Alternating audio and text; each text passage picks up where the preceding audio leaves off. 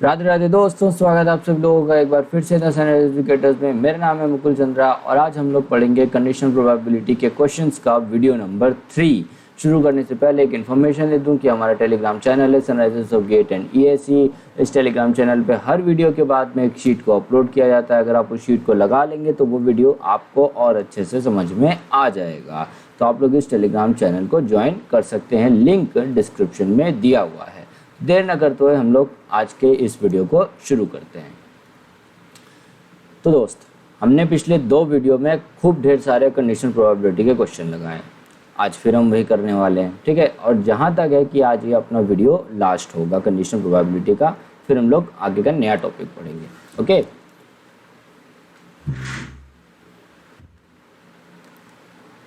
सो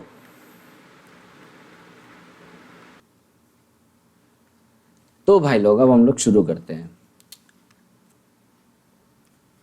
अरे यार,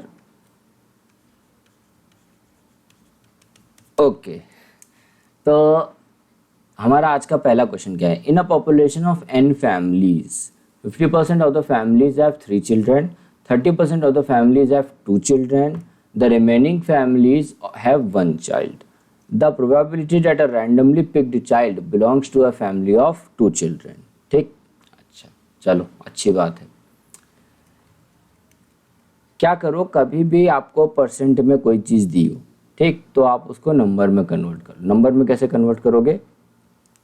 number of the families, किसी भी चीज़ का परसेंट दिया होगा, जैसे यहाँ पे फैमिलीज का 50% दिया हुआ है, तो आप क्या करो, नंबर ऑफ द फैमिलीज मान लो 100, ठीक है। तो यहाँ पे हम मान लेते हैं let number of families be 100। तो 50% ऑफ द फैमिलीज के पास में 3 चिल्ड्रन है, तो ऐसी कितनी फैमिलीज हैं जिनके पास में 3 चिल्ड्रन हैं?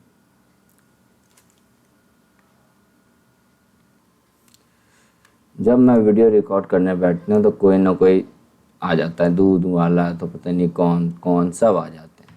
चलो तो let the number of families be 100। Okay, तो अब 50% फैमिलीज हैं, of the families have 3 children, मतलब 100 का 50% मतलब कितनी फैमिलीज के पास हैं?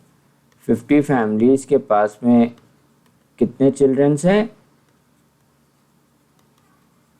3 चिल्ड्रन हैं, ठीक, 3 चिल्ड्रन पर फैमिली।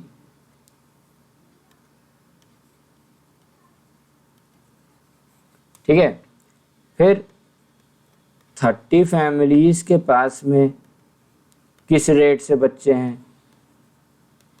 2 चिल्ड्रन पर फैमिली।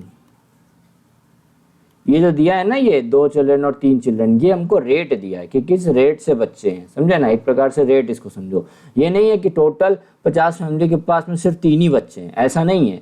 50 फैमिलीज की एक लिस्ट है, उस 50 फैमिलीज की लिस्ट में सारे फैमिलीज के पास में 3 चिल्ड्रन पर फैमिली के हिसाब से रेट है, ठीक है। तो मैं बोलूँ टोटल 50 फैमिली के पास में कितना हो जाएगा? एक फैमिली के पास 3 चिल्ड्रन है, तो 50 फैमिली के पास कितने बच्चे हो जाएंगे? टोटल बच्चे 50 फैमिली की लिस्ट में कितने हुए? 150 हो जाएंगे, ठीक है। तो ये चीज़ दी हुई है। और बाकी की बची 20 फैमिलीज के पास में कितने बच्चे हैं? कितने बच्चे हैं? एक बच्चा है, तो 1 चाइल्ड पर फैमिली। तो मुझे बताओ कि 50 फैमिली में क्या रेट क्या है? एक फैमिली में कितने हैं? 30 चिल्ड्रन है ना। तो बताओ 50 फैमिली में कितने चिल्ड्रन हो जाएंगे? अपने को टोटल नंबर ऑफ चिल्ड्रन निकालें, तो 50 फैमिली में कितने हो जाएंगे? 150 चिल्ड्रन। तो 50 फैमिली में हो गए 150 चिल्ड्रन। सिमिलरली हम इसमें भी निकालेंगे, एक फैमिली में है 2 चिल्ड्रन, तो 20 कितने, 20 है कि 30 है? हाँ, 30 फैमिली में कितने चिल्ड्रन हो जाएंगे? 60 चिल्ड्रन हो जाएंगे। टोटल जो 30 फैमिली वाली जो लिस्ट है, उसमें अगर मैं लिस्ट में सारे बच्चे काउंट करूंगा तो वो काउंट होके कितने निकल के आएंगे? अपने 60 चिल्ड्रन निकल के आएंगे। और 20 में कितने हैं? 20 फैमिली वाली लिस्ट में किस रेट से बच्चे हैं? 1 चाइल्ड पर फैमिली है, तो टोटल बच्चे कितने हो गए? 20 चिल्ड्रन हो गए, ठीक है, 20 चिल्ड्रन हो गए। तो अब मेरे पास में टोटल बच्चे कितने बचे? ये लिस्ट, ये वाला 150 बच्चे हैं, किस लिस्ट से हैं? जिसमें 50 फैमिली वाली लिस्ट से, ये बच्चे किस 60 वाले किस लिस्ट से हैं, 30 वाली फैमिली के लिस्ट से, और 20 बच्चे किस लिस्ट से हैं, वो अपना एक चाइल्ड वाली उससे, ठीक है ना। ये 20 से बच्चे किस उससे हैं, 20 फैमिली वाली लिस्ट से हैं, ठीक है। तो ये हो गया, हम इनका टोटल करेंगे, कितने टोटल बच्चे हो गए, 230 चिल्ड्रन, ठीक।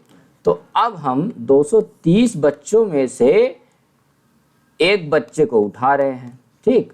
तो अपना टोटल क्या हो जाएगा दोस्त, टोटल हो जाएगा अपना 230 में से हम एक बच्चे को उठा रहे हैं। टोटल बच्चे कितने यार निकल के आए, 230, तो 230 में से एक निकल के आए। हमें क्या निकालना है कि वो बच्चा बिलोंग होना चाहिए 2 चिल्ड्रन पर फैमिली वाली फैमिली से, ठीक है। तो 2 चिल्ड्रन वाली पर फैमिली वाली में टोटल बच्चे कितने हैं, 60। तो वो बच्चा किस में से है, किस लिस्ट में से आएगा, 60 में से उठाया जाएगा। तो अपना फेवरेबल आउटकम क्या हो जाएगा, 60 में से हमने एक उठा लिया, ठीक।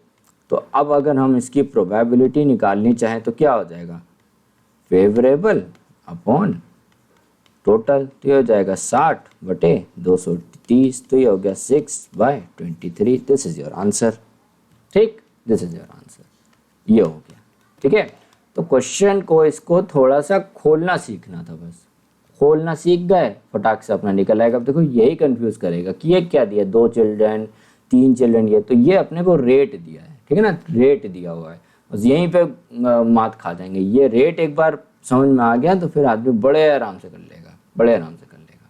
चलो अब नेक्स्ट क्वेश्चन करते हैं। देखो ये क्या कह रहा है, ये कह रहा है कि हाइड्रोलिक स्ट्रक्चर है जिसके पास में 4 गेट्स हैं जो कि इंडिपेंडेंटली ऑपरेट करते हैं। Probability of failure of each gate is 0.2, ठीक। तो मान लो कि 4 गेट है, तो मैं पहले गेट को बोल रहा हूँ ए, दूसरे गेट को बोल रहा हूँ बी, तीसरे गेट को बोल रहा हूँ सी, और चौथे गेट को बोल रहा हूँ डी।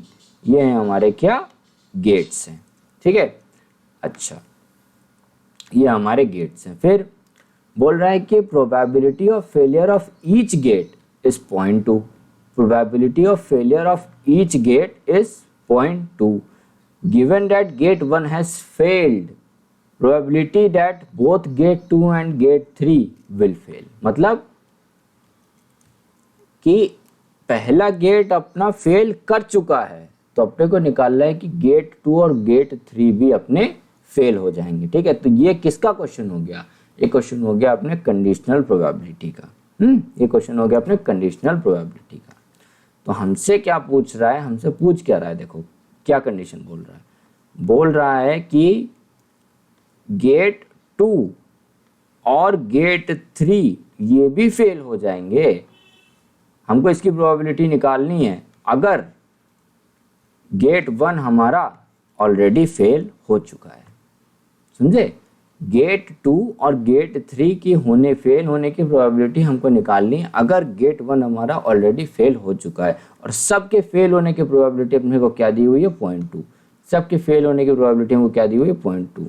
तो ये हो गए ए, ठीक, 0.2, बी के फेल होने की प्रोबेबिलिटी 0.2, सी के फेल होने की प्रोबेबिलिटी 0.2, डी के फेल होने की प्रोबेबिलिटी 0.2। अब यहाँ पे हम क्या करेंगे, कंडीशनल प्रोबेबिलिटी का फॉर्मूला लगाएंगे। तो ऊपर में क्या आता था, नीचे और ऊपर वाले दोनों का क्या हो जाता था, इंटरसेक्शन। तो ये क्या हो जाएगा दोस्त, इसका इसका और इसका, इन तीनों का इंटरसेक्शन हो जाएगा डिवाइडेड बाय, यही होता था, यही होता था ना, यही होता था, ओके,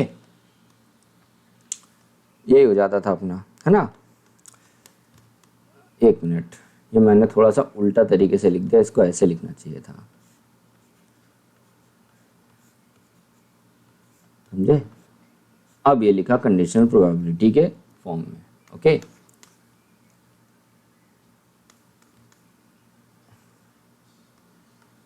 ठीक, इसको हटाओ, ये हटाओ, ये कहाँ से लिख दिया हमने, ये रुक जा,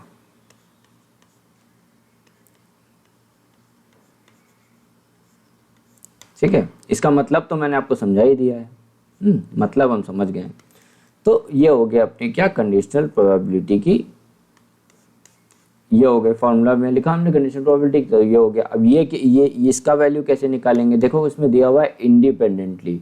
इंडिपेंडेंटली मतलब हम इंडिपेंडेंट जो इवेंट वाली चीज़ थी उसको हम यहाँ पे लगा सकते। तो इंडिपेंडेंट इवेंट हमारा क्या कहता था कि अगर सब लोग साइमल्टेनियसली अकर कर रहे हैं और सारे इवेंट हमारे इंडिपेंडेंट है तो हम सारे इवेंट की प्रोबेबिलिटीज़ को मल्टीप्लाई कर सकते हैं आपस में, ठीक है। तो ये क्या हो जाएगा, इसकी क्या है 0.2, इसकी भी है 0.2, इसकी भी है 0.2, ठीक है। तो इसको हम ऐसे ही रख देंगे, इसकी है 0.2, इसकी भी है 0.2, इसकी भी है 0.2 और नीचे PA की भी 0.2, तो ये 0.2 कट गया तो कितनी प्रोबेबिलिटी आ गई 0.04। क्या प्रोबेबिलिटी आ गई 0.04 आ गई, ठीक है ना। तो इसमें हमको थोड़ा सा बस ये समझना था कि दोनों गेट को कैसे हमको इसको कंडीशन प्रोबेबिलिटी के फॉर्म में लिखना है। ये और ये दोनों जैसे लिख जाएंगे उसके बाद तो कंडीशन प्रोबेबिलिटी का फॉर्मूला आप आराम से लगा लोगे। बस इसमें इसको कन्वर्ट करना था, लैंग्वेज से इसमें कन्वर्ट करना था, ठीक है। तो ये चीज़ जो लिखी ना उसको हम ऐसे लिखेंगे, ओके। अब देखो ये वाला क्वेश्चन करते हैं अपन, है ना, ये वाला करते हैं। अच्छा क्वेश्चन है, कह रहा है fair coin is tossed 3 times in succession. If the first toss produces head, then the probability of getting exactly 2 heads in 3 tosses is 2 heads in the 3 tosses is। एक कॉइन को 3 बार टॉस किया गया तो 3 outcome आएंगे, पहला, दूसरा और तीसरा, ठीक, 3 आउटकम आएंगे। तो उनमें से हमको वो आउटकम सबसे पहले टोटल ले लेने हैं जिनके की जो है पहली पोजीशन पे क्या आ रहे हो, एक हेड अपना आ रहा हो। तो एक तो ये हो जाएगा HTH, दूसरा हो जाएगा HHT, तीसरा हो जाएगा HTT और चौथा हो जाएगा HHH। यही जो है अपने 4 होंगे जिनमें की पहली पोजीशन पे हेड निकल के आ रहा होगा, ठीक है। ये अपने 4 आउटकम हो गए जिनमें कि पहली पोजीशन पे हेड आ रहा है। अब इन चारों में से हमको वो वाले लेने हैं जिस भी टॉस में क्या हो रहा हो, 2 हेड आ रहे हो एग्जैक्टली। 3 बार आपने कॉइन उछालो और उसमें टोटल हेड कितने आ रहे हैं, 2 हेड आ रहे हैं, ठीक है। तो ऐसा कौन सा है जिसमें सिर्फ 2 ही हेड आ रहा है, 3 भी नहीं आ रहा है, सिर्फ एग्जैक्टली 2 हेड्स बोला, एग्जैक्टली 2 हेड्स। तो कौन से ऐसे हैं, एक ये है और एक ये है। तो मुझे बताओ कि यहाँ पे टोटल क्या हो जाएगा, टोटल कितने हैं, 4 आउटकम्स थे अपने, फेवरेबल कितने निकल के आए, 2 आए। तो प्रोबेबिलिटी क्या हो जाएगी, favourable upon total, that will be equal to 1/2। Answer हो गया, 1/2 आंसर हो गया इसका। नहीं समझे, बोल रहा है कि दोस्त अपने को टोटल ऐसे वाले ही लेने हैं जिनमें की पहली पोजीशन पे हेड आ रहा हो, तो हमने टोटल वो ले लिए। अब इन टोटल में से हमको वो वाले चुनने हैं जिनमें की एग्जैक्टली 2 हेड आ रहे हो, ठीक है, एग्जैक्टली 2 हेड आ रहे हो। तो हमने भाई देख लिया कि अच्छा इसको मिला के 2, जो पहली वाली पोजीशन पे फिक्स हुए ना हेड, उसको मिला के 2, मतलब जैसे इसमें, तो इसमें एक और हेड आ जाएगा तो अपने 2 हेड एग्जैक्टली हो जाएंगे। तो एक तो ये हो गया, फिर इसमें देखो एक और हेड आ जाएगा तो ये हो जाएगा। फिर इसमें देखो क्या इसमें एक और हेड आ रहा है तो क्या हम इसको फेवरेबल में लिख सकते हैं, टोटल में लिख सकते हैं। टोटल में लिखेंगे क्योंकि पहली पोजीशन में इसमें हेड ही आ रहा है। जो पहली बार हमने कॉइन को उछाला था तो उसमें तो पहली बार में तो हेड आ ही रहा है और इसमें भी पहली बार में हेड आ रहा है, तो हम इनको टोटल में लेंगे क्या, लेकिन दूसरी बार हेड आ रहा है इनमें, क्या इनमें 2 बार हेड आ रहे हैं, दूसरी बार नहीं 2 बार हेड आ रहे हैं। तो देखो इसमें तो आ ही नहीं रहा है, इसमें तो दोनों बार फिर टेल्स आ रहा है, इसमें क्या आ रहा है, दोनों बार हेड आ जा रहे हैं। तो टोटल हेड कितने हो रहे हैं, 3 हो रहे हैं। तो हम इसे भी इसलिए नहीं ले सकते फेवरेबल में, ठीक है ना, हम इसे भी फेवरेबल में नहीं ले सकते, हम सिर्फ फेवरेबल में इसी को ले सकते हैं। अगर ये ना बोला होता कि एग्जैक्टली 2 हेड हो, ये ना बोला होता, ये बोला होता कि 2 हेड हो उसमें, तो तुमको फिर ये भी कंसीडर करना पड़ता, फिर अपनी प्रोबेबिलिटी हो जाती 3/4, क्योंकि उसमें फिर ये बोलते कि भाई तुमने ये नहीं कहीं पे बोला कि एग्जैक्टली 2 हेड होने चाहिए, तुमने ये बोला कि 2 हेड होने चाहिए। तो इसका मतलब क्या है, तुम ये भी कह रहे हो कि मिनिमम 2 होने चाहिए और मैक्सिमम 3 भी हो सकते, तो हमें इसे भी कंसीडर करना पड़ता, लेकिन उसे हम कंसीडर नहीं करेंगे बिकॉज क्वेश्चन में हमसे एग्जैक्टली 2 हेड दिया हुआ है। ठीक, इतनी बात समझ में आ गई। ये है हमारा नेक्स्ट क्वेश्चन दोस्त। क्या कह रहा है कि दो कार्ड्स को रैंडमली निकाला गया विद रिप्लेसमेंट, मतलब एक के बाद एक निकाला गया दोनों कार्ड्स को from the deck of 52 cards. Probability निकालने की दोनों कार्ड्स हमारे क्या थे, एसेस थे, एसेस माने इक्का, एसेस थे, ठीक है। तो देखो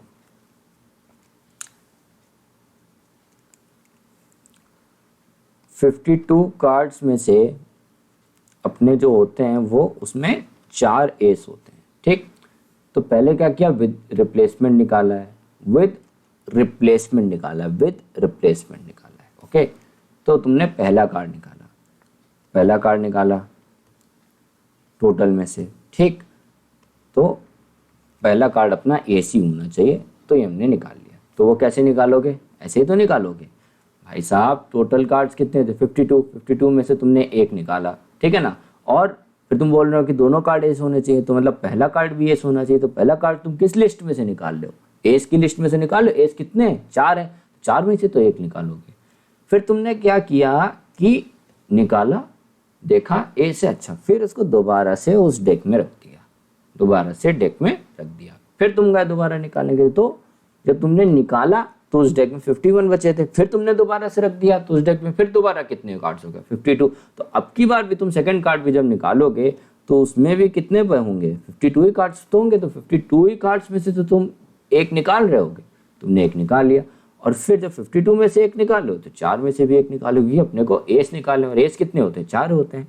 अब तुमने एक निकाला, एक तुम्हारे हाथ में था, वहां कितने बचे थे, 3 बचे, ठीक है ना, 3 बचे थे। फिर तुमने उसको दोबारा रख दिया, तो फिर टोटल कितने हो गए, 4 एस हो गए। तो अब तुम जब दोबारा रखने के बाद में जब दोबारा तुम निकालोगे उसमें से, तो कितने में एस में से निकाल लोगे एक एस के कार्ड को, कितने एस के कार्ड में से एक एस के कार्ड को निकाल लोगे, 4 कार्ड में से निकाल लोगे।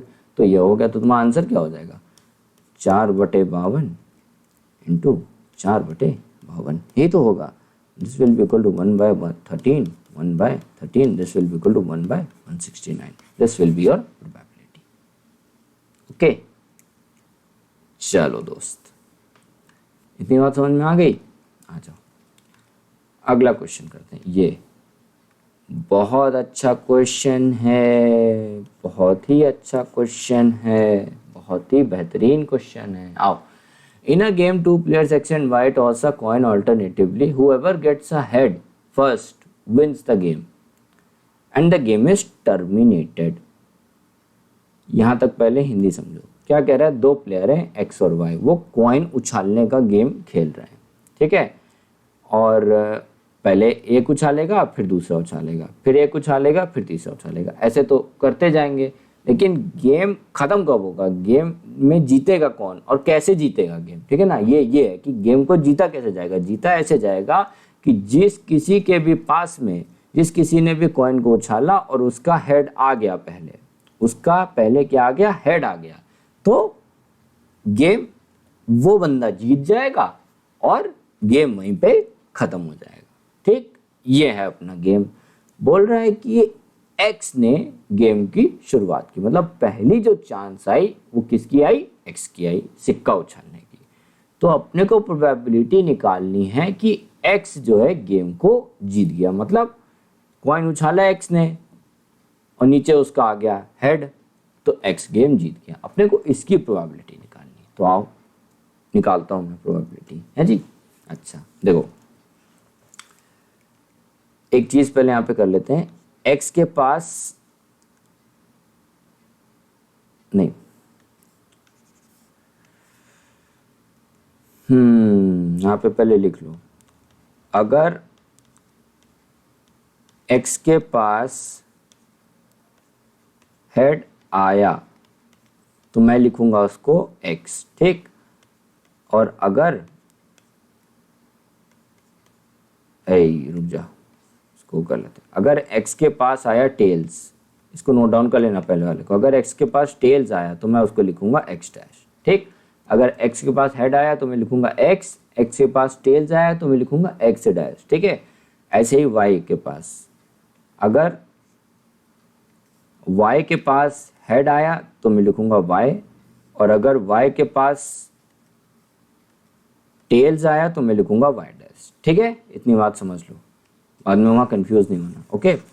तो हमने क्या किया दोस्त कि बोल रहा है कि एक्स ने गेम की शुरुआत की, तो एक्स ने गेम की शुरुआत की, ठीक है, और एक्स का हेड निकल आया। तो हेड आने की प्रोबेबिलिटी कितनी होती है 1/2। तो क्या वाई की चांस आएगी? नहीं आएगी, क्योंकि बोला है इसमें कि जिसके पास भी, जिसने भी कॉइन उछाला, जिसके पास भी हेड आ गया वो जीत जाएगा गेम। और बोल रहा है कि एक्स अपना गेम जीत रहा है, इसकी हमको प्रोबेबिलिटी निकालनी है, तो बस एक्स अपना गेम जीत जाएगा, ठीक है। या फिर ऐसा भी हो सकता है, या फिर ऐसा भी तो हो सकता है, ऐसा थोड़ी ना दिया कि एक्स ने पहली बार उछाला और एक्स गेम जीत गया, ऐसा नहीं दिया क्वेश्चन में। अब हमको हर पॉसिबिलिटी देखनी पड़ेगी। या फिर दूसरा केस क्या हो सकता है? दूसरा केस क्या हो सकता है? दूसरा केस ये हो सकता है दोस्त कि एक्स ने कॉइन उछाला और एक्स के पास में टेल्स आ गया। शुरुआत तो एक्स कर रहा है, इतना पक्का है अपने को। तो एक्स ने कॉइन उछाला, एक्स के पास में टेल्स आ गया, तो टेल आने की प्रोबेबिलिटी क्या है 1/2, ठीक। फिर वाई ने कॉइन उछाला और बोल रहा है एक्स ही गेम जीत रहा है, तो वाई के पास में भी शॉर्ट है कि वाई के पास भी जो वाई ने चांस चलेगा उसके पास भी टेल्स ही आएगा। टेल्स आने की वाई के पास प्रोबेबिलिटी कितनी है 1/2। फिर तीसरे कंडीशन में फिर तीसरी चांस, फिर दोबारा से एक्स की आई दूसरी चांस, ठीक है ना। ओवरऑल तीसरी और एक्स की दूसरी चांस, एक्स की दूसरी चांस है। फिर उसमें एक्स के पास में हेड आ गया और हेड आने की प्रोबेबिलिटी है 1/2 और एक्स गेम जीत गया, गेम अपना खत्म हो गया। या ऐसे हो सकता है, या ऐसे हो सकता है, ठीक है ना। देखो क्वेश्चन में बोला है कि एक्स ही गेम जीत रहा है ना। अगर मान लो यहाँ वाई जीत जाएगा तो फिर ये हो जाएगा कि भाई अपना अलग ही कंडीशन हम ले रहे हैं, वाई को जिताना ही नहीं है, वाई को जिताना नहीं है अपने को, तो एक्स को जिताना है ना। और एक्स को जीतने की प्रोबेबिलिटी निकालनी, इतना पक्का है कि एक्स जीत रहा है, बस हमको एक्स की जीतने की प्रोबेबिलिटी निकालनी। तो एक्स कैसे जीतेगा? जब वाई हार जाए। तो पहले में क्या हुआ कि पहली बार कॉइन उछाला, एक्स ने पहली बार जीत गया। या फिर ऐसा हो सकता है कि पहली बार उछाला तो एक्स के पास में टेल्स आया, फिर दूसरी चांस आई टेल्स आया तो एक्स साइड में हट गया, दूसरी चांस वाई की आई, वाई ने उछाला तो वाई को तो जीतना नहीं, तो वाई के पास भी क्या आना चाहिए? टेल्स ही आना चाहिए। तो वाई के पास भी क्या आया? टेल्स आया। फिर वाई भी साइड में हट गया, फिर दोबारा से एक्स की चांस आई, अब की बार एक्स ने उछाला, फिर वो जीत गया अपना, ठीक है ना। तो एक्स की जब दूसरी चांस आई तब एक्स अपना जीत गया, ठीक है। अच्छा, या फिर ऐसा भी हो सकता है पहली बार एक्स ने कॉइन उछाला, उसके पास टेल्स आया, प्रोबेबिलिटी 1/2, फिर एक्स साइड में हट गया, फिर वाई ने उछाला, वाई के पास तो टेल्स आना ही चाहिए, तो वाई के पास भी टेल्स आ गया 1/2। फिर एक्स की चांस है, फिर एक्स ने उछाला, फिर एक्स के पास भी क्या आ गया? टेल्स आ गया, तो फिर एक्स साइड में हट गया, फिर वाई की चांस है, फिर वाई ने उछाला, तो वाई के पास तो टेल्स आना ही चाहिए क्योंकि वाई तो गेम जीत नहीं रहा है, फिर वाई के पास भी आ गया। अब की बार जो एक्स की चांस आई उसमें एक्स के पास में हेड आ गया और एक्स जीत गया, ठीक। अब की बार जो एक्स की चांस आई तो एक्स के पास हेड आ गया, एक्स अपना जीत गया, ठीक है। तो यहाँ पे हो क्या रहा है देखो, तुम पैटर्न जरा देखो, तुम जरा पैटर्न देखो।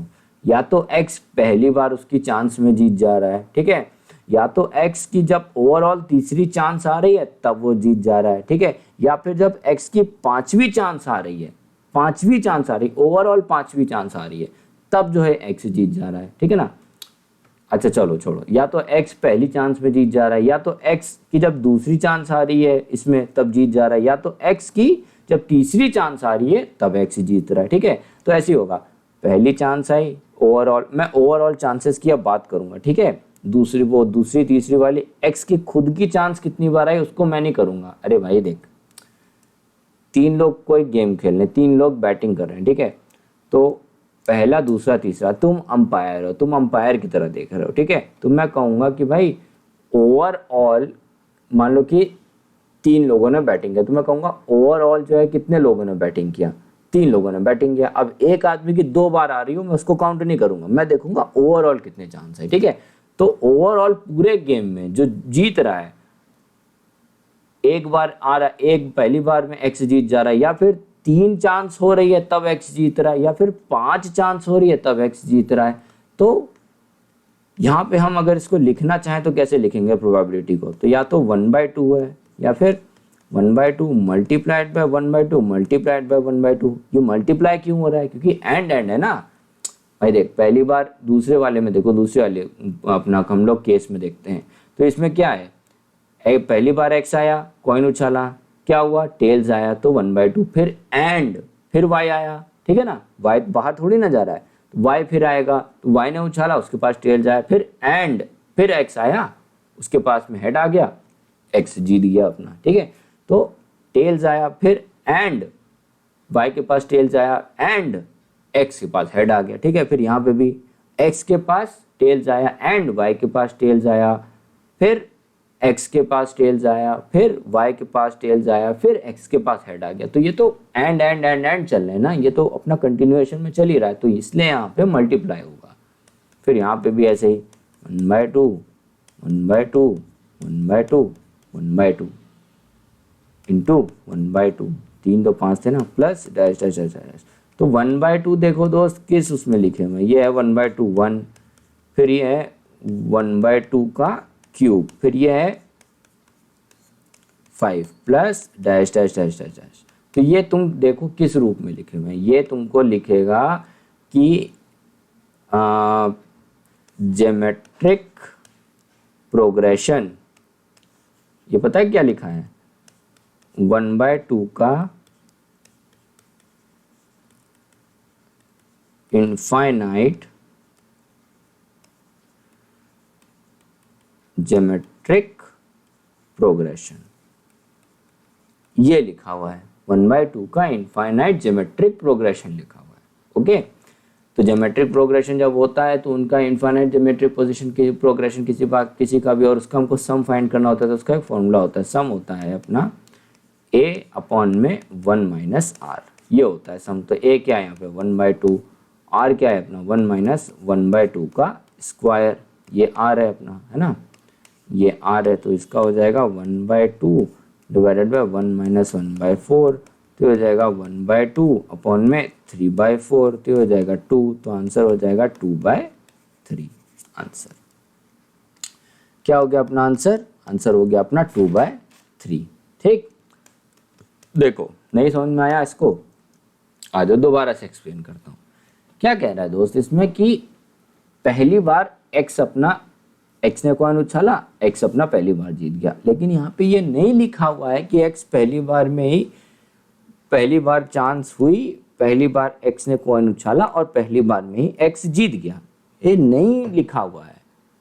तो हमें फिर सारे केस को कंसीडर करना पड़ेगा, यहाँ पे एंड नहीं हो रहा है, ये बढ़ता जा रहा है, ये भी बढ़ता जा रहा है, ठीक है। तो हमको सारे केस को कंसीडर करने का, फिर हम गए, और या फिर ऐसा हो सकता है कि पहली बार एक्स की चांस आई, क्योंकि एक्स ही गेम को शुरू कर रहा है, तो इसलिए एक्स पहली बार जो चांस आएगी पूरे गेम में, ठीक है, ये फर्स्ट गेम है, या फिर ये दूसरा गेम है, या फिर ये तीसरा गेम है, ठीक है।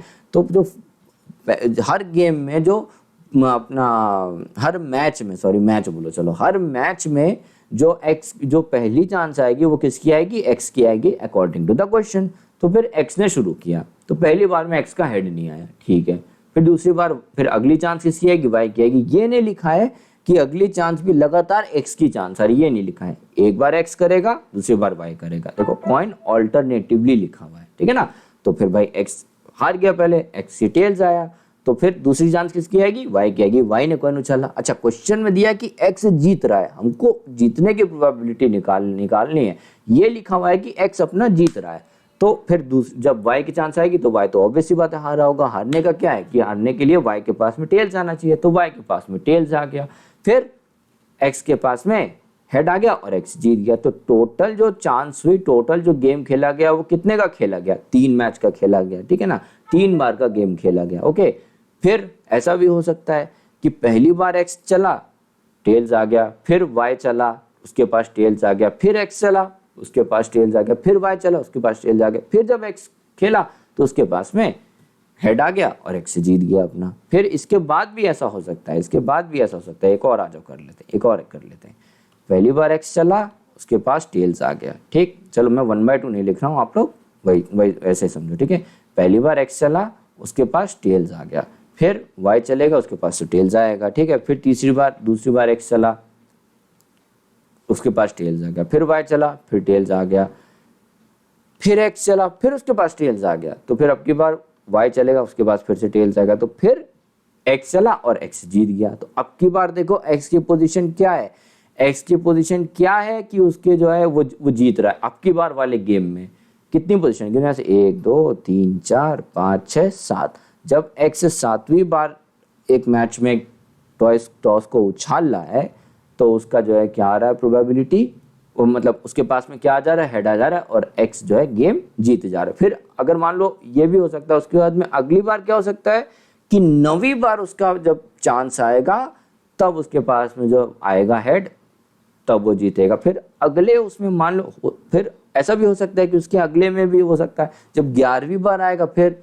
13वीं बार आएगा, फिर 15वीं बार आएगा, फिर तो ऐसे करके जो है अपना एक्स जीत सकता है, एक्स जीत सकता है। तो अपने पास में ऐसे करके आएगा। तो वो क्या बना रहा है, ये एक बना रहा है, जब सम करोगे सबका उसका तो एक सम हो जाएगा अपना geometric progression, infinite geometric progression हो जाएगा 1/2 का। तो इनफाइनाइट ज्योमेट्रिक प्रोग्रेशन का सम अगर हमको किसी का भी निकालना हो उसका फॉर्मूला ये होता है, फॉर्मूला लगाया आंसर आ गया। ये तो बड़ी आसानी से लोग पता लगा लेंगे। यहाँ तक बनाना बस ही खेल है, यहाँ तक बनाना ही बस खेल है और उसके लिए इस क्वेश्चन को तोड़ना जरूरी है। ठीक, तोड़ लिया आपने, चलो समझ गए इस क्वेश्चन को। आ जाओ अब नेक्स्ट क्वेश्चन करते हैं, आओ। ओके, सॉल्यूशन कह रहे हैं कि एक स्क्रीनिंग टेस्ट है, उसको किया जा रहा है to detect a certain disease. ठीक है, it is found that 12% of the positive reports and 15% of the negative reports are incorrect. Positive reports की 12% और नेगेटिव रिपोर्ट्स की 15% ये सब क्या है अपने इनकरेक्ट हैं। हम एज्यूम कर रहे हैं कि एक पर्सन को प्रोबेबिलिटी है कि पॉजिटिव रिपोर्ट आने की, उसकी प्रोबेबिलिटी है 0.01। तो बताओ कि पर्सन का टेस्ट किया और उसको जो है गलत रिपोर्ट मिल गई। ठीक है ना, पर्सन का टेस्ट किया और उसको गलत रिपोर्ट मिल गई। ओके, आ जाओ। अच्छा चलो, अगर ऐसी बात है तो हम निकालते हैं फिर। देखो ये हैं भाई साहब अपने पर्सन। ठीक है, पर्सन क्या यहाँ पे अपने बुलाते हैं राजू भाई को, यहाँ पे बुलाते हैं राजू भाई को। ठीक है, राजू भाई जो थे, जब सरकार बोल रही थी कोरोना आ गया, कोरोना आ गया, मत जाओ बाहर, तो राजू भाई ने क्या किया, सेकेंड वेव में राजू भाई खूब अपनी, फर्स्ट वेव में तो लॉकडाउन लग गया था तो अपने बाबू से ये मिल नहीं पाए थे। जब सेकेंड वेव आया तो सब कुछ खुला धीरे धीरे, तो इसने कहा कि इसको अपने बाबू से मिलना था बस। तो इसने कहा चलो कहीं बाहर घूमने चलते हैं। तो इसकी बाबू ने क्या कहा कि मैं तो मिलने नहीं आऊँगी क्योंकि कोरोना है। हाँ तुम मिलने आ जाओ। तो इनकी बाबू जो है क्या बोली कि मुझे कुछ खाना भी है। तो ये भाई साहब चले गए और खाने में क्या था, खाना क्या है उनको, पेस्ट्री खाना है। उनको क्या खाना है, पेस्ट्री खाना है। तो ये गए पेस्ट्री वाली दुकान पे, पेस्ट्री लिया और फिर गए उनके घर पे। और उनकी बाबू बड़ी चालाक, उन्होंने कहा यहाँ पे रख दो और दूर से कितना कितना कदम दूरी बना के रखना है, 2 गज दूरी, हाँ 2 गज दूरी बना के रखो और तब मेरे से बात करो और जाओ यहाँ से। ठीक है, तो भाई ऐसे इन्होंने बात किया और चले गए। क्या करें भाई, बाबू लोगों के लिए सब करना पड़ता है। अच्छा, वो तो अपने घर के दरवाजे से ही बस बाहर निकली थी। ये भाई साहब पूरा दुनियादारी घूम के पेस्ट्री वेस्ट्री लेके आ रहे थे। और जब इन्होंने पेस्ट्री लिया, घर गए, इनके चढ़ गया बुखार। जब बुखार चढ़ गया तो फिर भाई घर वाले ने बोला कोरोना का टेस्ट कराओ। जब कोरोना का टेस्ट कराया तो ये भाई साहब निकल गए कोविड पॉजिटिव हैं, कोविड पॉजिटिव। अब जो है क्या कहते हैं, तो वही ये टेस्ट कराने गए। अब क्या है कि जो है वही ये टेस्ट कराने गए। अच्छा, अब दोबारा क्या हुआ, फिर इनका कुछ दिन बाद ये रहे घर में सब कुछ, और फिर इनको लगा कि मेरी तबीयत ठीक हो गई है और मैं फिर से टेस्ट कराता हूँ। फिर उन्होंने टेस्ट कराया। अब की बार इनके साथ में क्या खेला हो गया कि रिपोर्ट तो नेगेटिव आनी चाहिए थी क्योंकि ठीक हो गए थे, लेकिन रिपोर्ट आ गई गलती से इनके पास में पॉजिटिव और इनको मिल गई इनकरेक्ट रिपोर्ट। तो हमें यही प्रोबेबिलिटी निकालनी है कि इनको जो है क्या बोलते हैं, इनकरेक्ट रिपोर्ट मिली है। इनका टेस्ट हुआ और इनको रिपोर्ट क्या मिली, गलत मिली दूसरी बार जो हुआ। ठीक है, तो ये है। तो ये थी अपने राजू भाई की एक छोटी सी कहानी कोरोना की। चलो आ जाओ, अब इसको करते हैं क्वेश्चन को। तो ये रहे अपने राजू ने टेस्ट कराया। ठीक, तो उसको कैसी रिपोर्ट मिल सकती है, या तो पॉजिटिव रिपोर्ट मिलेगी या तो इसको नेगेटिव रिपोर्ट मिलेगी। ठीक, या तो इसको पॉजिटिव रिपोर्ट मिलेगी या तो इसको नेगेटिव रिपोर्ट मिलेगी। पॉजिटिव रिपोर्ट मिलने की प्रोबेबिलिटी क्या है 0.01, ठीक, तो नेगेटिव रिपोर्ट मिलने की प्रोबेबिलिटी क्या हो जाएगी 1 माइनस 0.01 मतलब 0.09। अरे यार दो ही तो रिपोर्ट मिल सकती है, या तो पॉजिटिव रिपोर्ट मिलेगी या तो नेगेटिव रिपोर्ट मिलेगी, दो ही तो रिपोर्ट मिलेगी। क्या न्यूट्रल रिपोर्ट भी होती है कोई? ऐसा होता है नहीं ना। तो पॉजिटिव की प्रोबेबिलिटी और नेगेटिव की प्रोबेबिलिटी दोनों जुड़ जाएगी, क्या हो जाएगा 1 हो जाएगा, 1 ही तो होगा। तो अगर हमको नेगेटिव की निकालनी है तो क्या करेंगे 1 में से उसको माइनस कर देंगे। अरे भाई या तो पॉजिटिव है या तो पॉजिटिव नहीं है, ठीक है ना, यही तो बात होती है। और पॉजिटिव नहीं है का मतलब क्या है नेगेटिव है, यही तो बात होगा। तो पॉजिटिव नहीं है की प्रोबेबिलिटी कैसे निकालेंगे 1 माइनस पॉजिटिव है, तो वो नहीं है क्या है बेसिकली नेगेटिव रिपोर्ट है। तो वही करके अपना अपन ने 0.09 निकाल लिया। अब यहाँ पे दो केस है, देखो पॉजिटिव में भी दो केस है और नेगेटिव में भी दो केस है। पॉजिटिव रिपोर्ट सही भी हो सकती है और गलत भी हो सकती है, मतलब करेक्ट भी हो सकती है और इनकरेक्ट भी हो सकती है। हो सकती है कि नहीं हो सकती है? बिल्कुल हो सकती है, ठीक है, करेक्ट भी हो सकती है और इनकरेक्ट भी हो सकती है। ओके, अच्छा, फिर नेगेटिव रिपोर्ट भी करेक्ट भी हो सकती है और इनकरेक्ट भी हो सकती है ना, इनकरेक्ट भी हो सकती है। और ये हमको कैसे पता चल रहा है? पता चला है जो परसेंटेज दिया है कि पॉजिटिव रिपोर्ट की 12% जो है वो और नेगेटिव रिपोर्ट की 15% वो गलत है। तो इसका मतलब कि क्या है कि इसमें पॉजिटिव और नेगेटिव दोनों रिपोर्ट्स में सही और गलत रिपोर्ट्स का मिक्सचर है। तो इसका अपने को परसेंटेज बताया टोटल में से इनकरेक्ट का, इसका कितना आया अपना ये कितना परसेंटेज है 0.12, और इसका कितना परसेंटेज है नेगेटिव में 0.15। तो करेक्ट का परसेंटेज कितना होगा 0.88 और इसमें करेक्ट का परसेंटेज कितना होगा 0.85, ठीक है। तो अब बोल रहा है दोस्त कि पर्सन जो है टेस्ट हुआ और उसको इनकरेक्ट रिपोर्ट मिल गई, ठीक है ना। तो या तो आदमी पॉजिटिव टेस्ट हुआ होगा, है ना, और फिर उसको इनकरेक्ट रिपोर्ट मिली होगी, ऐसा होगा, या फिर नेगेटिव टेस्ट हुआ होगा और उसको इनकरेक्ट रिपोर्ट मिली होगी, ठीक है। ये है अपना, बस ये है अपनी प्रोबेबिलिटी, यही है प्रोबेबिलिटी, यही निकालनी है इस क्वेश्चन की प्रोबेबिलिटी। अब इसको प्रोबेबिलिटी के रूप में लिखना है। तो पॉजिटिव और इनकरेक्ट, पॉजिटिव आने की प्रोबेबिलिटी कितनी है 0.01 और कितने परसेंट रिपोर्ट, मतलब ये अपने को प्रोबेबिलिटी ही दी हुई है। ये जो परसेंट लिखा हुआ है ना, ये अपने को प्रोबेबिलिटी एक प्रकार से दी हुई है। तो इनकरेक्ट की प्रोबेबिलिटी कितनी है पॉजिटिव रिपोर्ट और इनकरेक्ट कितनी है 0.12। तो ये हो जाएगा अपना 0. ठीक, या फिर प्लस नेगेटिव और इनकरेक्ट होगा। तो नेगेटिव की क्या है 0.09 या फिर इनकरेक्ट की क्या है 0.15।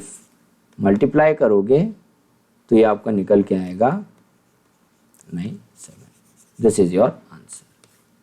ये आपका आंसर आ गया, ठीक है, ये आपका आंसर आ गया। ओके, चलो अब आगे बढ़ते हैं, नेक्स्ट क्वेश्चन करते हैं। आप क्या कह रहा है, एक बॉक्स है उसमें ये वाले नंबर के चिप्स रखें जिनका नंबर है 3, 6, 9, 12 और 15, ये ना, ठीक है। और दूसरा बॉक्स है जिसमें ये वाले नंबर के चिप्स हैं 6, 11, 16, 21 और 26। दो चिप्स को निकाला गया ईच बॉक्स एट रैंडम, मतलब एक बॉक्स से इससे चिप्स निकाली गई और एक चिप दूसरे वाले बॉक्स से निकाली गई। बोल रहा है कि numbers on this chips are multiplied, the probability for the product being an even number is. Okay, तो देखो पहला बॉक्स है ये, दूसरा बॉक्स है ये, ठीक, बॉक्स 1 और बॉक्स 2, ठीक है। तो इसमें से तुम एक निकालोगे तो टोटल कितने हैं अपने 5 हैं, 5 में से तुम एक निकालोगे और इसमें टोटल कितने हैं 5 में से एक निकालोगे। ठीक, 2 चिप निकालने हैं तो टोटल अपना क्या हो जाएगा, टोटल अपना क्या हो जाएगा 5C1 मल्टीप्लाइड बाय 5C1। क्यों मल्टीप्लाई किया गया, एक बॉक्स से एक चिप इससे निकालो, एक बॉक्स से इससे चिप निकालो, तो टोटल कितने हो जाएंगे, टोटल तो अपन 2 चिप निकाल लें ना, लेकिन एक इस बॉक्स से निकाल लें, एक इस बॉक्स से निकाल लें, और तो पहले बॉक्स में 5 हैं और दूसरे बॉक्स में 5 हैं, तो हम क्या करेंगे कि 5C1 और 5C1, ठीक है, ये हो जाएगा अपना टोटल।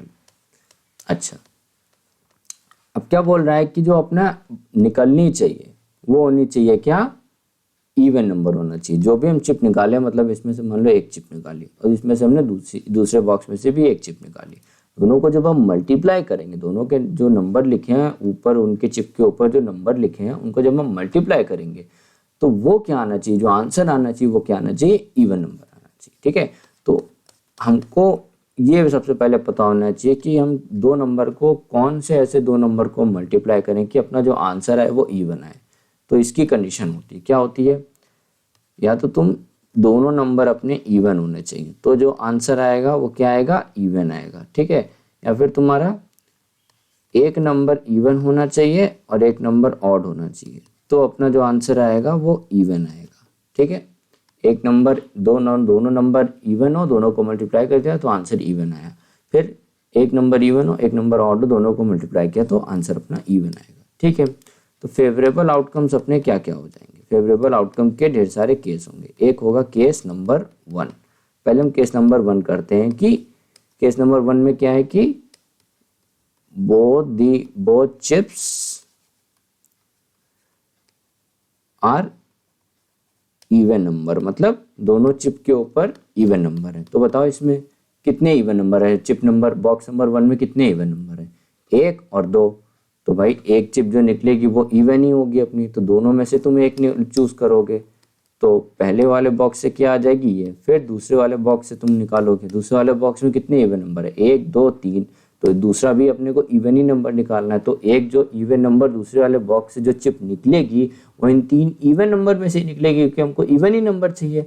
तो इसका क्या हो जाएगा, 3 में से तुम एक सेलेक्ट करोगे। ये तो हो गया केस 1, एंड हो रहा है ना, इसीलिए तो मल्टीप्लाई हुआ, first box chip from the first box and chip from the second box, तो इसलिए मल्टीप्लाई हो गया अपना। ठीक है, अच्छा, अब फेवरेबल आउटकम का केस नंबर 2 होगा कि फर्स्ट बॉक्स में से जो चिप निकली वो थी ऑड, और सेकेंड बॉक्स में से एंड सेकेंड बॉक्स में से जो चिप निकली वो कैसी थी, इवन थी। ठीक है, अच्छा, फर्स्ट बॉक्स में से जो चिप निकली वो ऑड थी, तो ऑड कितने नंबर है फर्स्ट बॉक्स में, काउंट करो, 1 2 और 3, 3 है, तो एक चिप निकालना है, तो 3 में से तुम एक चिप निकालोगे, फिर दूसरी बॉक्स में से जो चिप निकली वो इवन थी। ओके, तो इसमें इवन नंबर काउंट करो कितने, 1 2 और 3, तो इसमें अपन 3 में से एक निकाल लें। ठीक, अच्छा,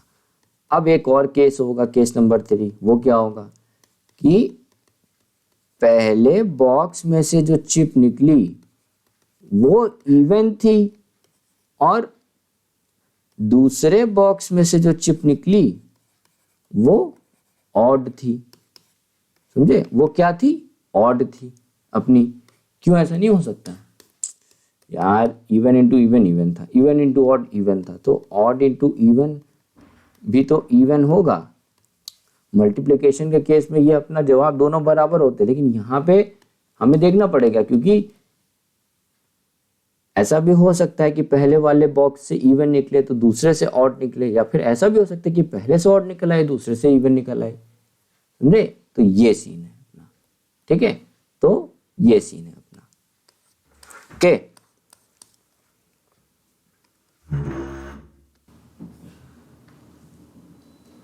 तो ऐसा भी हो सकता है ना। तो अब फर्स्ट बॉक्स में से अगर हम इवन चिप निकालेंगे तो कितने चिप हैं यहाँ पे, 1 और 2 हैं, तो 2 ही में से तो तुम एक निकाल लोगे, तो यहाँ पे 1 हो गई। फिर दूसरे बॉक्स में से हम ऑड निकाल लें, दूसरे बॉक्स में से हम ऑड निकाल लें, तो दूसरे बॉक्स में ऑड कितनी है, 1 और 2, तो इसमें भी कितना आ रहा है, 2C1। ठीक है, तो अब देखो फेवरेबल आउटकम अपना क्या हो सकता है, या तो केस 1 होगा या फिर केस 2 होगा या फिर केस 3 होगा, ठीक है। इन तीनों में से कोई भी केस हो सकते हैं। तो और होता है तो वहाँ पे क्या आ जाता है, प्लस हो जाता है ना। केस 1, केस 2 और केस 3 ये तीनों अपने क्या हो जाएंगे, ऐड हो जाएंगे, ठीक है। तो केस 1 अपना क्या था, केस 1 था अपना 2c1 मल्टीप्लाइड बाय 3c1, ठीक। फिर plus 2c1 multiplied by 3c1, फिर प्लस केस 2 था 3c1 मल्टीप्लाइड बाय 3c1, फिर 2c1 multiplied by 2c1। Okay, ये हो गया अपना फेवरेबल आउटकम। तो अपनी प्रोबेबिलिटी क्या हो जाएगी, फेवरेबल आउटकम अपॉन में टोटल, ठीक। तो फेवरेबल आउटकम ये हो जाएंगे into 3c1 plus 3c1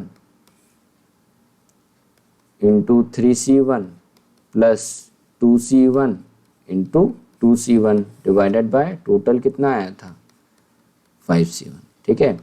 solve करोगे इनको तो ये हो जाएगा 2 इंटू 3, 3 इंटू 3 प्लस में प्लस 2 इंटू 2, ये हो जाएगा 5 इंटू 5, ये हो जाएगा 6 प्लस 9 प्लस 4 और ये हो जाएगा 25।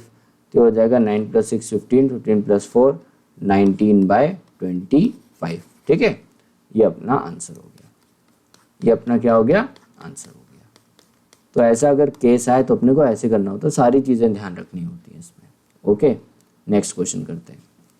नेक्स्ट क्वेश्चन क्या कह रहा है अपने से, बोल रहा है कि एक ऑटोमोबाइल प्लांट है जिसने कॉन्ट्रैक्ट किया हुआ है शॉक एब्जॉर्बर को खरीदने का 2 सप्लायर से, जो कि हैं एक्स और वाई। एक्स सप्लाई करता है 60% और वाई सप्लाई करता है 40% ऑफ द शॉक एब्जॉर्बर, ठीक है। टोटल उसने शॉक एब्जॉर्बर कुछ ऑर्डर करके रखे, तो उस टोटल का 60% एक्स सप्लाई करता है, 40% वाई सप्लाई करता है।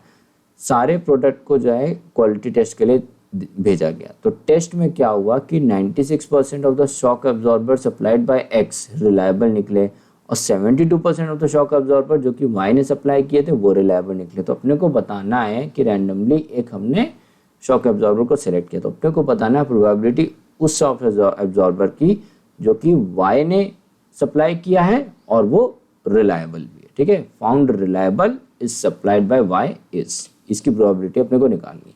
सबसे पहले क्या करो कि जो शॉक एब्जॉर्बर थे उनको क्या करो 100 मान लो। लेट शॉक एब्जॉर्बर्स बी 100 मान लिया। तो 60% of the shock absorbers supply कर रहा है एक्स, तो एक्स कितना सप्लाई कर रहा है 60% ऑफ द 100 क्या होगा 60 होगा।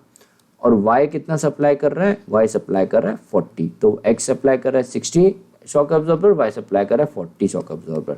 तो अब 96% ऑफ 60 मतलब ये क्या है अपने 96% ऑफ द 60 ये क्या है रिलायबल शॉक एब्जॉर्बर है। किसने सप्लाई किया है इसको, सप्लाइड बाय एक्स, ठीक है। और 72%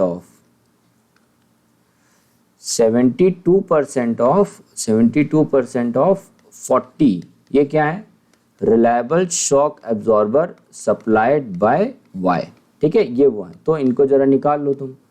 96% ऑफ 60 करोगे तो अपना जो आंसर है वो आएगा 57.6, ठीक है। और 72% ऑफ 40 करोगे तो अपना जो आंसर है वो आएगा 28.8, ठीक है।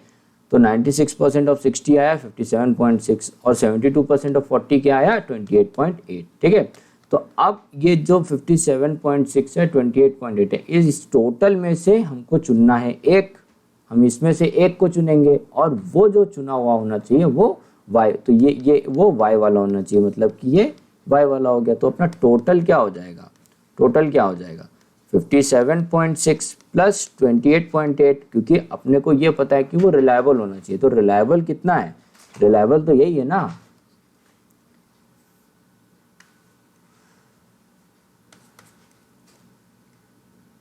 ये हो जाएगा 86.4, ठीक है, टोटल हो गया। और फेवरेबल क्या होगा अपना, फेवरेबल आउटकम क्या हो जाएगा 28.8। 28.8 क्यों हुआ, क्योंकि अपन क्या कर रहे हैं, वाई को ही तो रिलायबल, वाई वाला ही तो हमको सप्लाई को ये करना है ना, वाई वाला ही अपने होना चाहिए। तो वाई वाला सप्लाई कितना कर रहा है, वाई 28.8, 28.8 रिलायबल है, ठीक है। तो अब प्रोबेबिलिटी क्या हो जाएगी अपनी 28.8 डिवाइडेड बाय 86.4, आपका आंसर आएगा 0.334, ठीक है, आपका आंसर आएगा 0.334, ठीक है, ये आपका आंसर आ जाएगा।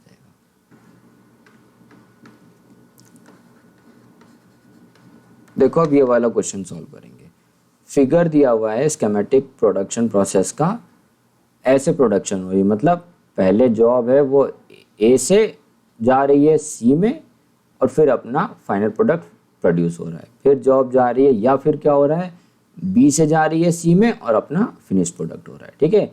तो ए से सी में जा रही है या फिर बी से सी में जा रही है। फेलियर बोल रहा है प्रोबेबिलिटी का हर मशीन का, ये मशीन ए है, ये मशीन बी है और ये मशीन सी है, तो तीनों मशीन के फेलियर का प्रोबेबिलिटी अपने को दिया हुआ है। ये बोल रहा है कि independent of the failures of the machining the probability that the given job is successfully processed, मतलब सक्सेसफुली प्रोसेस्ड हो गया, मतलब कि कोई भी मशीन अपनी फेल नहीं हुई है, तो अपने को ये निकालना है, ठीक है। अच्छा, सक्सेसफुली दोस्त प्रोसेस कैसे हो जाएगी बताओ, सक्सेसफुली प्रोसेस कैसे होगी, या तो वो ए और सी से सक्सेसफुली पास कर गई हो, ठीक है, तब हम कहेंगे कि वो सक्सेसफुली प्रोसेस हो गई है ना। अरे यार ये है मशीन ए, फिर वो जाएगी मशीन सी में, और अगर मशीन ए से सी में चली गई मतलब ए वाली ठीक है, फिर सी में चली गई, फिर सी से बाहर आ गई तो मतलब सी वाली भी ठीक है, तो इन दोनों से बाहर आएगी तो सक्सेसफुली प्रोसेस हो जाएगी। या फिर क्या होगा कि वो बी में जाएगी, फिर सी में आएगी, फिर वो सक्सेसफुली प्रोसेस हो जाएगी, ठीक है। तो यहाँ पे दो केस बनेंगे, या तो वो ए से सी में जाएगी फिर सक्सेसफुली प्रोसेस होगी, या फिर बी से सी में जाएगी तो सक्सेसफुली प्रोसेस होगी। तो अपने को ये दोनों केस को कंसिडर करना पड़ेगा, यहाँ पे अपने को ये दोनों केस को यहाँ पे कंसिडर करना पड़ेगा, ठीक है, दोनों केस को कंसिडर करना पड़ेगा। तो आओ करें जरा कंसिडर दोनों केस को। सबसे पहले फेल ना होने की प्रोबेबिलिटी निकालते। फेल होने की प्रोबेबिलिटी दी है मशीन की, तो अपने को तो सक्सेसफुली प्रोसेस करना है, तो सक्सेसफुली प्रोसेस करने के लिए अपनी मशीन ठीक से चल रही होंगी ना, तो इसका मतलब वो फेल नहीं हो रही है, फिर हमको फेल नहीं होने की प्रोबेबिलिटी निकालनी होगी ना, तभी तो हम जो है सक्सेसफुली प्रोसेस हो पाएगी। अगर एक भी मशीन फेल हो गई तो फिर सक्सेसफुली प्रोसेस कहाँ होगी, तो हम क्या करेंगे, सक्सेसफुली मतलब मशीन अपनी सही से चल रही है, नो फेलियर है, उसकी प्रोबेबिलिटी निकालेंगे। उसकी प्रोबेबिलिटी क्या होगी अपनी, हम कहेंगे कि पी ए डैश, ए था इवेंट, फेल ऑफ मशीन, ठीक, तो ए डैश है event, sorry no fail of machine, no failure of machine, ठीक है। तो प्रोबेबिलिटी ऑफ ए डैश क्या हो जाएगी 1 माइनस 0.15, ये हो जाएगा 0.85, ठीक। प्रोबेबिलिटी ऑफ बी डैश क्या हो जाएगा 1 माइनस 0.05, ये हो जाएगा 0.95, और प्रोबेबिलिटी ऑफ सी डैश क्या हो जाएगा अपना 1 माइनस 0.1, ये हो जाएगा 0.9, ठीक है, ये हो जाएगा 0.9, ओके। तो ए डैश हो गया, बी डैश हो गया, सी डैश हो गया, ये अपने तीनों की प्रोबेबिलिटी निकल आई। तो अब क्या केस होगा दोस्त कि सक्सेस का क्या मतलब होगा कि आइदर ए एंड सी, है ना, या फिर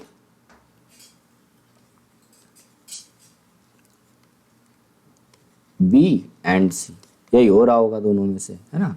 तो हम क्या करेंगे, इसका मतलब क्या है, क्या है इसका मतलब, सक्सेस की प्रोबेबिलिटी अगर हमको निकालनी होगी तो कैसे निकालेंगे, ये हो रहा होगा probability of A intersection C union, जब आइदर हो जाता था, यहाँ पे ऐसे नहीं होगा,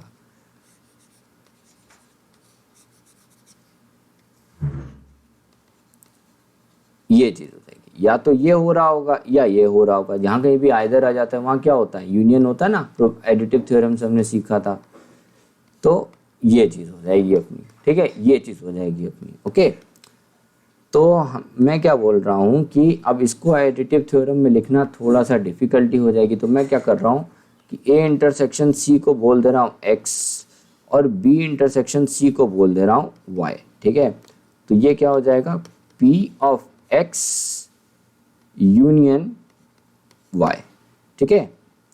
ये ऐसे हो जाएगा, ये सॉरी यहाँ पे ये थोड़ी ना होगा, यहाँ पे पी थोड़ी ना आएगा, ये हो जाएगा, ठीक है।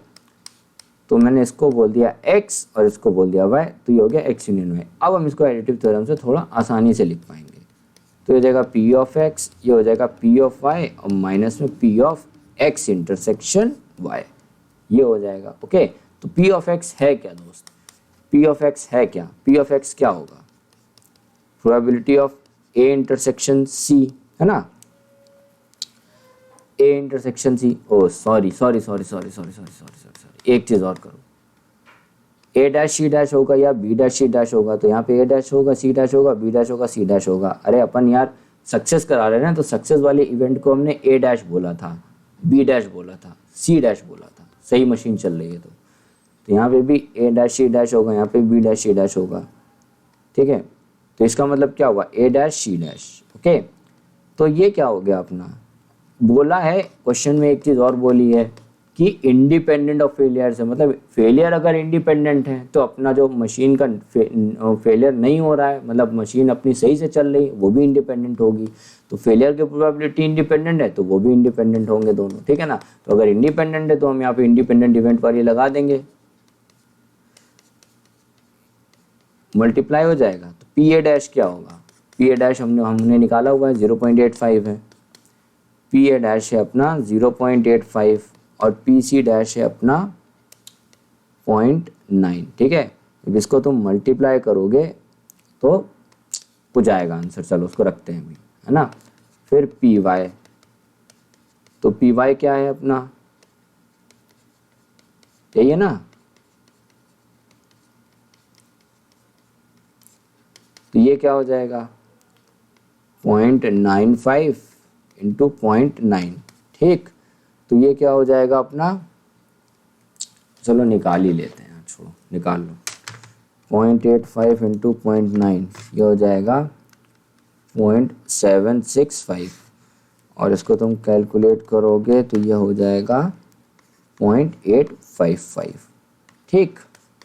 ओके, अब क्या बोला था अपने से एक और चीज़, ये मतलब इसका क्या है पता है, P of A intersection C intersection of B intersection C, ये बोला था हमसे। तो इसका मतलब पता है क्या है, इसका मतलब क्या है, P of A intersection B intersection C, इसका मतलब ये है, ठीक। जब इसका मतलब ये है तो हम इसको इंडिपेंडेंट है, तो जब 2 को हम ऐसे लिख सकते हैं तो 3 को भी हम ऐसे लिख सकते हैं। अगर 3 लिखे हुए तो तीनों को हम ऐसे मल्टीप्लाई कर देंगे, तो तीनों की प्रोबेबिलिटी क्या है 0.85 मल्टीप्लाइड बाय 0.95 मल्टीप्लाइड बाय 0.9। अब इसको मल्टीप्लाई करोगे तो ये आएगी 0.726, ठीक है, ये आगे प्रोबेबिलिटी। तो एडिटिव थ्योरम से हमने क्या निकाला था, तो P ऑफ x की जगह पे रख दो, P ऑफ x क्या आया था 0.765, P ऑफ y क्या आया था,